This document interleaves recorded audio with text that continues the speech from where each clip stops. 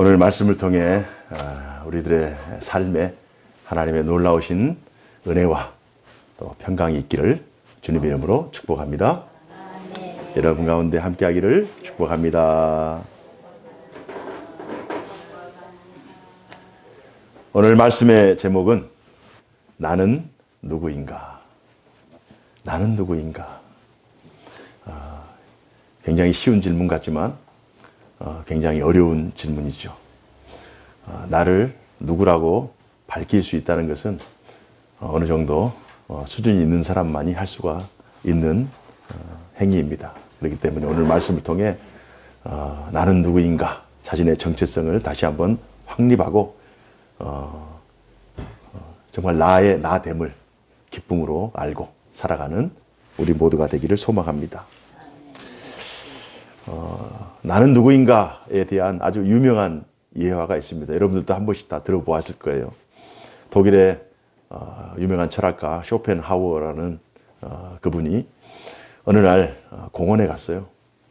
공원의 벤치에 앉아서 많은 사람들이 이동하는 것을 지켜보는데 시간이 몇 시간이 흘러갑니다.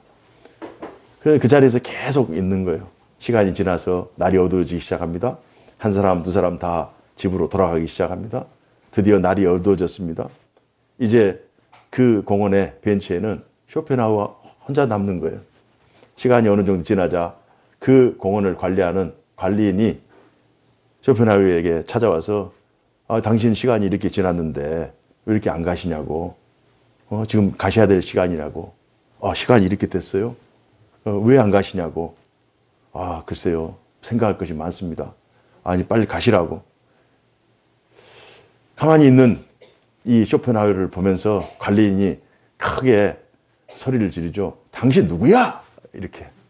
당신 누구인데 안 가는 거야? 이렇게 소리를 지르니까 글쎄요. 저도 제가 누구인지 모르겠습니다.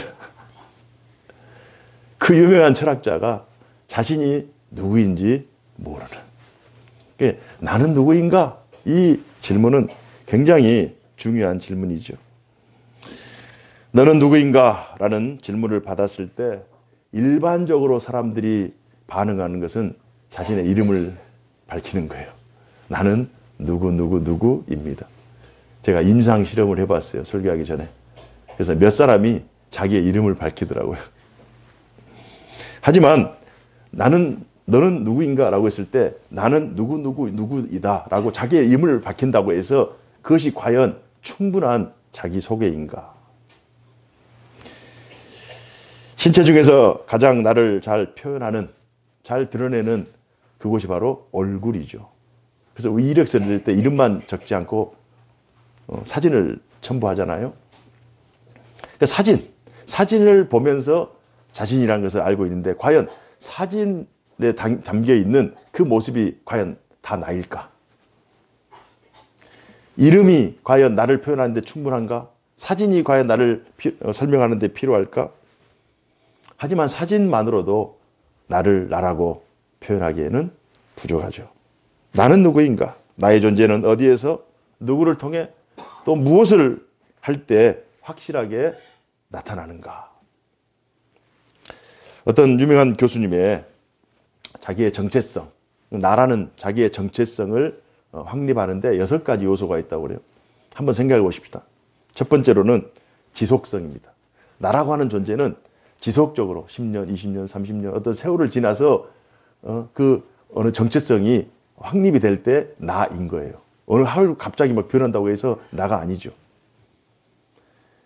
어제까지의 내가 오늘의 나 해서 30년 동안 있다가 갑자기 변하면 사람이 달라 보이지만 이게 과연 지속성이 부족하기 때문에 이게 진짜 나인가?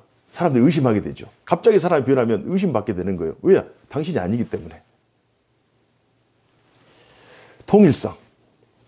어떤 일을 추구하는 데 있어서 나라고 하는 존재가 사람들이 봤을 때 통일된 모습, 또 하나의 모습을 가지고 지속적으로 어떤 삶을 살아가는 거예요. 어떤 생각도, 어떤 행동도 어떤 한 통일된 어떤 목적이 있을 거 아닙니까? 자신이 가치가 있을 거 아닙니까? 어떨 때는 이 말하고 저럴 때는 저 말하고 어떤 상황에 따라 변하는 것은 그 사람의 정체성이 확립되지 않은 거예요. 그래서 지속성과 통일성, 또는 유일성, 또한 유일성. 나는 유일하게 나라고 하는 거예요. 그리고 다양성. 로봇이 아닌 다음에 다양하게 어떤 일을 하는 데 있어서 통일되고 지속적으로 또 유일하게 그 일을 할 수 있는 그 요소가 바로 자기의 정체성을 확립하는 요소예요. 중요한 것은 행위를 통해 자기 실현하는 그 모습도 정체성의 요소에 포함됩니다. 나는 무엇을 할 것인가? 어떤 일을 잘 행해서 그 일을 했던 때가 바로 나다. 이렇게 얘기할 수 있잖아요. 30년 전, 20년 전, 10년 전 얘기할 때 그 일을 했던 내가 나다. 또 반대로 그 일을 하지 않았던 나.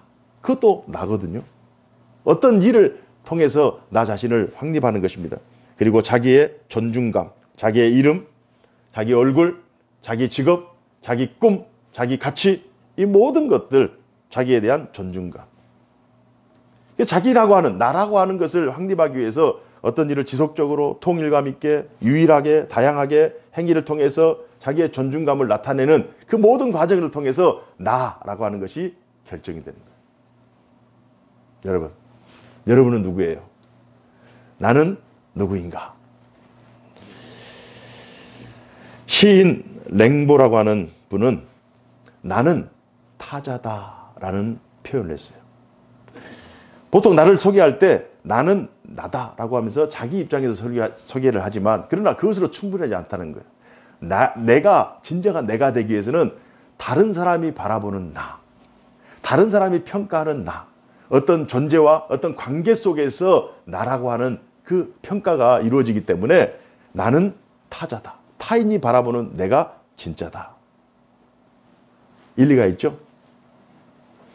나는 누구다라고 선언한다고 해서 내가 되는 것이 아니고요. 내가 생각하는 내가 나일 수도 있지만 그러나 그게 부족한 불완전한 표현이기 때문에 타인이 바라보는 내가 완전한 나일 수 있다. 그래서 여러분 백설공주에 나오는 마녀 아시죠? 그 마녀가 자신의 얼굴이 세상에서 가장 예쁘면 나는 세상에서 가장 아름다운 미인이야 이렇게 얘기할 텐데 꼭 거울을 보죠. 거울에게 물어보죠. 거울아 거울아 세상에서 누가 가장 아름다우냐.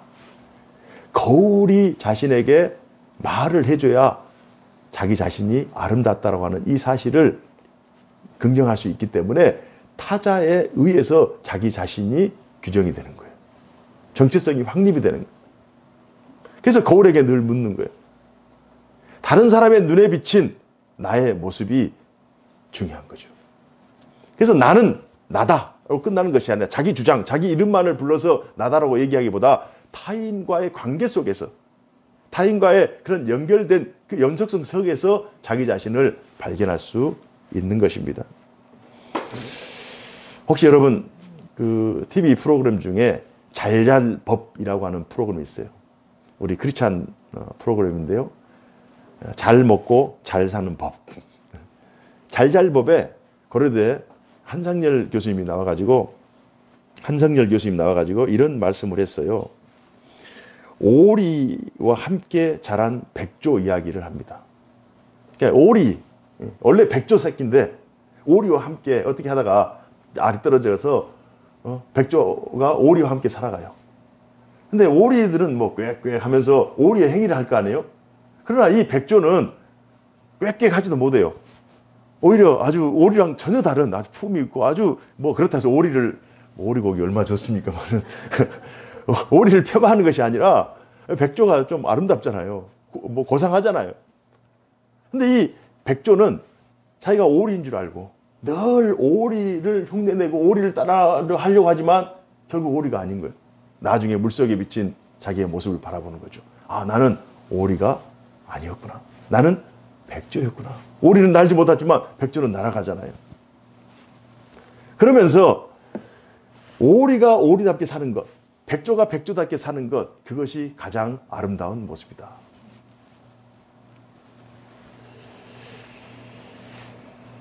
타인의 평가가 나를 결정할 수 있어요.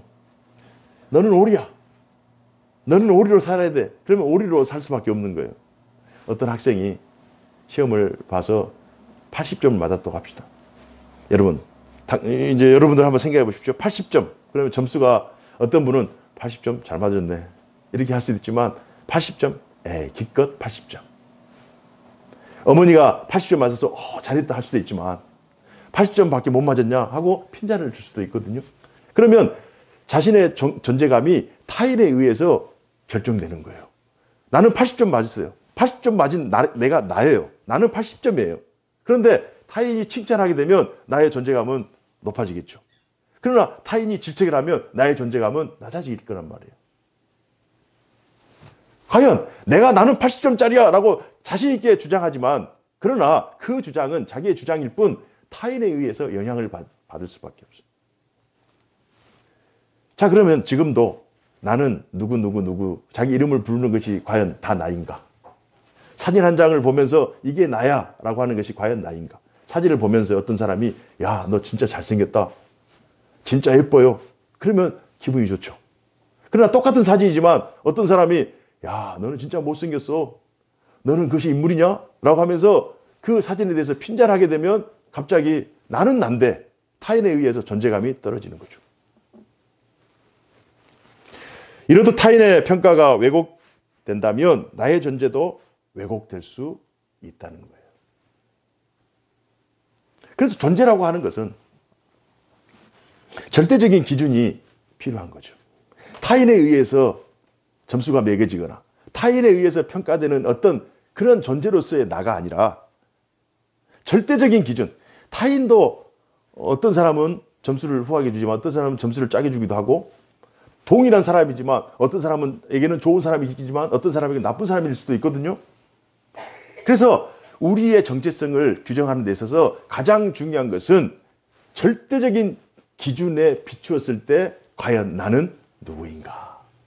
오늘 이 말씀을 전하고자 긴 설명을 드린 것입니다. 너는 좋은 사람이다. 너는 나쁜 사람이다. 너는 부지런한 사람이다. 너는 게으른 사람이다. 이런 상대적인 평가가 아니라 절대적인 어떤 기준에 의해서 나는 나다. 오늘 본문에 등장하는 바울은 고린도 3장 본문에서 자신의 정체성, 자신의 사도직에 대해서 의심을 받습니다. 어디에서 누구를 통해 확인 가능할 수 있을까? 바울은 교회 공동체를 통해 자신의 사도직을 확인받습니다. 사실 바울이 활동했던 시기에 옛 언약, 구약이라고 하는 옛 언약과 예수 그리스도의 복음이라고 하는 새 언약이 교체가 되는 시기죠. 그래서 유대인들은 이 사도직 혹은 선지자직 또 말씀 전하는 자의 이 직의 권위를 성전이나 구약의 율법이나 어떤 전통이나 그곳에서 권위를 찾아요. 그러나 이제 새롭게 시대가 바뀌었잖아요. 제사장 나라에서 하나님 나라로 바뀌었기 때문에 그 권위를 바울은 성전에 찾는 것도 아니고 유대 율법에서 찾는 것도 아니고 이스라엘 전통에서 찾는 것이 아니라 이제는 하나님의 나라 복음에서 또 새롭게 세워지는 하나님의 나라 공동체인 교회에서 그 권위를 찾습니다. 그러면서 교회에서 자기의 정체성을 확립하는 거예요. 바울은 세상에 살지만 하나님의 나라에 소속된 존재라는 사실을 교회를 통해서 자기의 정체성을 확증합니다. 예수님께서도 동일한 삶을 사셨어요. 예수님께서 이 땅에 사셨지만 예수님은 늘 나는 아버지의 아들이다. 나는 하늘에 속한 자다. 나는 하나님의 나라를 전파하기 위해서 이 땅에 왔다. 나는 세상 죄를 짊어지고 하나님과 인간 사이에 막혔던 담을 헐고 또 단절되었던 관계를 연결할 화목제물로 이 땅에 왔다라고 하는 자기의 정체성을 늘 확립한 거예요. 예수님에게 사람들은 메시아라고도 하고 선생님이라고 하고 또 왕으로 모시기도 하고 인기가 있고 군중들이 따르는 아주 엄청난 영향력을 행사할 수 있는 사람들의 눈에 비치는 정체성이 예수님의 정체성이 아니라 하나님과의 관계 속에서 자신의 존재가 확실한 정체성이라는 사실을 예수님도 느꼈고 바울 역시도 여러 사람들이 바울이 얼마나 뛰어납니까? 그는 날 때부터 히브리인 중에 히브리인이었잖아요. 그는 가말리엘이라고 하는 천재 학자 밑에서 수제자 역할을 감당했던 귀한 학자잖아요. 율법에 정통한 자잖아요. 또 그는 로마 시민권을 가지고 있는 그 당시에 로얄 패밀리, 엄청난 그런 기득권을 가지고 있는 사람이잖아요. 그러니까 다양한 자신, 나는 나다, 나는 로마인이다, 나는 학자다, 나는 히브리인이다, 이렇게 자기 자신을 주장할 수 있지만 그 주장은 다 가변적이에요. 상대적인 가치예요. 자신의 정체성을 어디에서 확립하느냐? 나는 하나님의 교회를 위해서 섬기는 하나님의 종이다 라고 하는, 자신의 사도직을 교회를 통해서 확립하면서 나는 누구인가? 절대적인 가치, 하나님 나라 혹은 하나님 앞에서 보냄을 받은 하나님의 사도다라고 하는 이 절대적인 가치를 통해서 자신의 정체성을 확립한 거예요.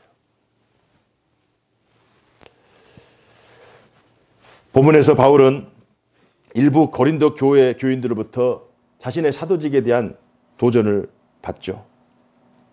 바울은 교회의 권위를 사도직의 근거로 내세우며 사도권을 변호합니다.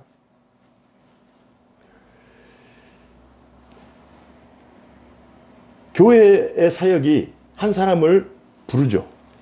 부름의 사역. 그리고 교회 공동체에서 한 사람을 세우죠. 세움의 사역.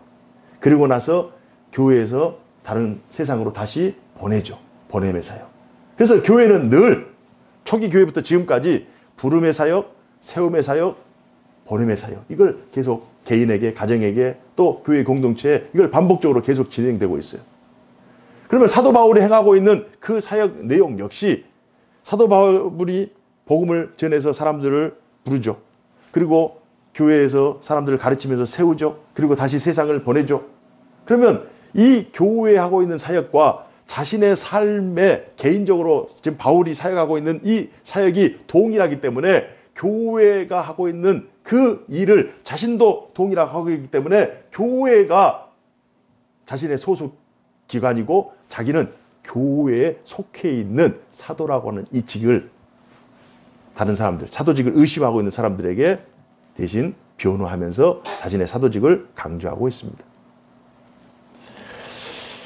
오늘날에도 종종 사람들이 교회가 이 시대에 하나님의 뜻을 대변하고 있는가? 과연 이 시대에 하나님의 공동체가 과연 교회인가? 라고 하는 의심을 하곤 합니다. 또한 신자가 하나님의 보냄을 받은 하나님 나라 백성이라는 사실에 대해서 의심을 하는 경우도 있죠. 하지만 바울이 자신의 사도직에 대한 확신으로 자격 시비를 종결시켰던 것처럼 오늘날 이 시대의 복음의 대변자인 신자와 신자의 가정들은 사도 바울이 했던 것처럼 교회에서 자신의 정체성을 확립한 이 정체성을 가지고 세상에서 나는 나다라고 얘기할 줄 알아야 된다는 거예요. 사도 바울 입장에서 얼마나 당신이 하고 싶은 말, 나는 나다라고 주장하고 싶은 말이 많았겠습니까마는 그 지혜로운 사람이, 그 뛰어난 지식을 가지고 있는 사람이 이 세상에 있는 가변적인 소개로는 자신의 존재를 설명할 수 없기 때문에 절대적인 가치, 불변하는 가치, 그 가치에 속해 있는 나를 하나를 끄집어내서 소개하는 것이 바로 나는 교회에서 보냄을 받고 교회에서 세움을 받고 교회에 속해 있는 나는 하나님의 사도다 라고 하는 이 사실을 밝혀내는 거예요. 그래서 중요한 것은 나라고 하는 존재는 나 혼자 존재할 수 없는 존재다. Who am I? 나는 누구인가? Who am I? 이렇게 물어볼 수 있지만 이걸 조금 더 구체적으로 나라고 하는 존재를 밝히기 위해서는 Whose am I? 나는 누구에게 속해 있는가? 나는 누구와 관계되어 있는가? 나는 누구와 연결되어 있는가? 이라고 하는, 마치 시 랭보가 나는 타자다라고 주장했을 때 타인의 관점에서 비친 내가 진정한 나일 수 있기 때문에 거울아 거울아 누가 가장 아름다우냐라고 물어봤던 그 마녀 역시도 자기의 존재, 자기의 주장만으로는 나라고 하는 이 사실이 부족하기 때문에 타인의 눈에 비친, 거울에 비친 이 세상에 거울들이 많잖아요. 그 거울에 비친 자신을 확인했던 것처럼, 그러나 그것들이 다 부족하기 때문에 바울과 같이 절대적인 기준 제3자 복음이라고 하는, 또 절대적인 하나님이라고 하는 그 하나님의 눈에 비친 과연 나는 누구인가, 그것을 조금 더 구체적으로 하게 되면 후수의 말, 나는 누구에게 속해 있는가가 자기의 정체성을 결정하는 굉장히 중요한 요소라고 하는 거예요. 자, 다시 묻습니다. 나는 누구인가? 이 질문을 조금 더 깊이 하게 되면 나는 누구에게 속해 있는가? 여러분들은 누구에게 속해 있습니까? 여러분들은 누구와 관계되어 있습니까? 누구와 연결되어 있습니까?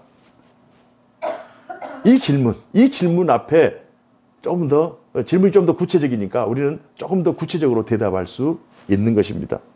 나는 누구에게 속해 있는가? 바울이 자신을 소개할 때 교회가 자신의 추천서다. 교회 공동체가 나의 사도직에 대한 추천서다라고 얘기했던 것처럼, 여러분들에게 누가 여러분들을 물을 때, 제가 우리 아이들에게 한번 시험을 해봤어요. 우리 아이가 셋 있는데 세 아이들 중에 한 아이는 교육받은 아이고 교육의 증거가 있는 아이, 흔적이 있는 아이. 그리고 두 아이는 교육은 받았지만 잊어버리고 그냥 무심결로 얘기한 두 아들이 있어요. 그래서 두 아들은 너는 누구냐? 나는 누구라고 소개할 수 있느냐? 그러니까 자기 이름을 얘기하더라고요. 그래서 두 아들은 그렇게 얘기를 했고, 한 아들은 고민을 하더니 나는 하나님의 아들, 또 엄마 아빠의 아들, 대한민국 시민, 또 자기 학교 소속된 그 소속된 학교 학생, 또 뭐 사랑의 교회, 또 교인, 뭐 이런 식으로 해서 자기 자신을 소개를 하더라고요.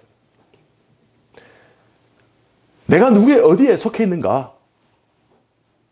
세상 사람들은 우리가 신자라고 하는 사실, 교회라고 하는 사실, 이 사실에 대해서 의심하거나, 하나님이 너만 사랑해? 하나님이 교회만 사랑해? 교회 안 다녀도 하나님 살아계시고, 교회 안 다녀도 하나님이 꼭 교회 다녀야만 하나님 사랑하시나? 이런 의심을 할 수 있다니까요. 꼭 교회를 통해서만 하나님 역사하시나? 그런 얘기 할 수 있다니까요. 그러나 그러한 세상의 의심과 세상의 그 자격 시비, 도전 앞에 과연 우리는 우리 정체성을 어떻게 나타낼 것인가? 다시 한번 묻습니다. 여러분들은 과연 누구에게 속해 있습니까? 하나님에게 속해 있습니까? 여러분의 소속은 어디입니까? 우리의 소속은 교회 공동체에 속해 있는 거예요. 만약 어떤 누가 바울처럼 추천을 요청했을 때 과연 그 추천을 가장 합리적이고 가장 유일하게 추천서를 요청할 곳은 바로 교회라고 하는 거예요. 왜요? 세상에 있는 것들은 다 가변적이고 상대적인 관점에서 사람을 보기 때문에 나는 난데, 어떤 데서는 나를 칭찬하지만 어떤 데서는 나를 비난해요. 어떤 데서는 점수를 후하게 되지만 어떤 데서는 점수를 아주 짜게 줘요. 나는 난데 너무 억울하잖아요. 그러나 하나님의 관점에서는, 하나님의 거울로 비친 우리의 모습은 너는 사랑하는 나의 아들이다. 너는 사랑하는 나의 딸이다. 내가 너를 위해서 아들을 보내주었다. 아들을 보내주고 아들을 십자가에서 죽게 하고 너를 그 핏값으로 삼바된 너는 나의 소유다. 너는 내 사랑하는 나의 백성이다. 라고 하는 이 사실이 지금 하나님으로부터 공포되고 있는 줄로 믿습니다. 이게 은혜예요, 은혜. 그래서 바울은 자신을 소개하는 데 있어서 교회의 추천서 하나만으로 오케이, 나는 하나님의 말씀을 맡은 사도다 라고 하는 이 자기 소개 하나로 자기의 존재가 끝나버리는 거예요. 자기 소개 존재가 끝나버리는 거예요. 여러 가지 소개할 것이 있지만 그 소개 하나로 자기를 끝내요. 사랑하는 여러분, 우리가 인생을 살아가면서 아까 정체성을 결정하는데 지속성도 있고 통일성도 있고 또 자기의 존중도 있고 자기가 행한 일, 자기가 하지 않는 일, 그 모든 것들을 통해서 정체성이 결정된다고 했잖아요. 그러면 30년, 40년, 50년, 60년, 70년, 80년 이렇게 살아오면서 그 정체성이 이렇게 하나로 이렇게 더 구체화될 거 아닙니까? 그 구체화되어 가고 있는 정체성, 그 정체성을 다른 사람이 어느 날 갑자기 당신은 누구입니까? 라고 물었을 때 과연 우리의 대답은 무엇일까? I'm Christian. 나는 그리스도인입니다. 왜요? 크라이스트, 그리스도 안에 속해 있기 때문에, 그리스도와 연결되어 있기 때문에 이 자기의 정체성이 가장 중요한 정체성이라는 사실. 세상 사람들이 그리스도인이 대단합니까? 그리스도인이 뭐 돈을 줍니까? 명예를 줍니까? 이 세상에서 어떤 뭐 그리스도인이라고 해서 달라질 것이 뭐가 있습니까? 라고 주장할 때 여기에 흔들리면 안 되는 거죠. 그리스도인이라고 하는 이 가치가, 이 정체성이 나에게서 가장 소중하다 믿고 나가는 자들이 그리스도인인 줄로 믿습니다. 그래서 이 시대는 정체성이 모호한 시대예요. 직업도 많이 바뀌죠. 이사도 많이 하죠. 여행도 많이 다니죠. 경험도 많이 하죠. 배움도 많이 갖죠. 그러니까 10년 전에 뭐 100년 전에 살았던 사람들은 한 지역에서 태어나서 한 지역에 살고 비슷한 사람과 만나서 비슷한 음식 먹고 비슷한 그 문화 속에서 살다가 끝나버리는 거예요. 그래서 정체성이 거의 흔들리지 않아요. 그러나 요즘은 너무 가변적인 그런 시대이기 때문에 정체성이 굉장히 혼란스럽다고요. 너는 누구냐라고 했을 때 이게 너무 많은 것을 알고 너무 많은 것을 소유하고 너무 많은 경험을 했기 때문에 모호하다고. 그러나 우리 그리스도인들은 당신은 누구입니까? I'm Christian. 나는 그리스도인입니다. 이 정체성을 가지고 믿음으로 승리하시기를 주님 이름으로 축복합니다. 그러면 우리는 세상을 이길 수가 있습니다. 세상의 도전으로부터 또 세상의 의심으로부터 우리의 정체성을 확립할 수가 있습니다. 오늘도 시대와 역사, 이 변동되는 이 시대 속에서 예수님처럼, 바울처럼 자신의 정체성을 늘 가지고 나는 하나님 나라 백성이다 라고 하는 이 정체성으로 승리해야 돼요. 승부를 걸어야 돼요. 제가 오늘 말씀을 준비하면서 제목을 나는 누구인가로 했지만 신분으로 승부하자 이렇게 또 제목을 달기도 하고, 신분, 정체성이라고 하는 이 정체성으로 승부를 해야 돼요. 이거보다 더 강력한 무기가 없습니다. 그래서 변동되는 이 시대 속에서, 상황 속에서 날마다 나는 그리스도인이다. 나는 하나님의 자녀다. 나는 하나님의 나라 택한 백성이다. 라고 하는 이 신분으로, 정체성으로 삶을 이기며 또 하나님께 영광을 돌리는 우리 모두가 되기를 주님 이름으로 축복합니다. 기도하겠습니다. 은혜로우신 하나님 아버지 감사합니다. 오늘 말씀을 통해 다시 한번 우리가 누구인가를 말씀을 통해 확인했습니다. 사도 바울이 그랬던 것처럼, 예수님이 그러셨던 것처럼 우리 스스로도 우리의 정체성을 확립하여 나는 하나님의 택함 받은 백성이요 또 하나님의 은혜 받은 하나님의 자녀라고 하는, 또 천국을 유업 가운데 기업으로 받을 천국 시민이라고 하는 이 사실을 늘 인식하면서 날마다 하나님 안에서 하나님과 연결되어진 관계를 통해 믿음으로 승리하는 삶 살게 하여 주옵소서. 그 은혜와 축복을 개인이 누리게 하여 주시고 가정이 누리게 하여 주시고 교회가 누리게 하여 주옵소서. 주 예수님 이름으로 기도하옵나이다. 아멘.